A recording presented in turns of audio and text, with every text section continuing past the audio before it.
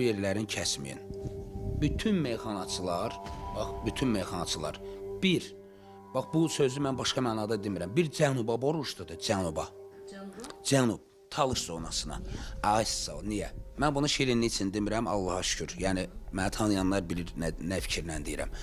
Cənub zonası, Arzu xanım, olmasaydı, onların meyxana sənətinə qoyduğu sərmayə olmasaydı, əvvəldən bugünkü günəcən, meyxana bu səviyyəyə gəlib çıxmayacaq. Kim qoyub ki o sərmayəni?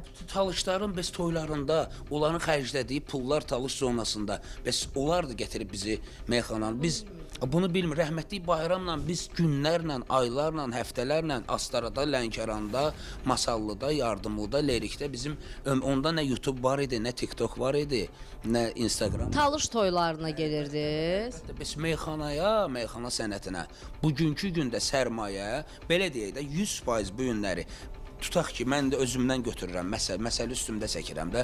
Bu günləri hansısa bir tanınmış meyxanaçının maddiyyatına baxanda ki, bunun da belə hesablamalar ki, bunun 1 milyonluq belə deyək ki, sərmayəsi var, evi, maşını və yaxud neysə, 600-700 mini Talış zonasından gələn sərmayədir. Mən Azərbaycanda ayrı-seçkili salmıram, amma bizim ölkəmizə canım qurban, hər yerə gedirik, hər yerdə biz toylarda, el şənliklərində. Yəni məhz o bölgə sizi daha çox dəvət edən bölgə olub. İstər Bakıda, istər orada. Amma hərdən görürəm ki, məsəl üçün cənub meyxanaçılarına qısqanclıqlar olur.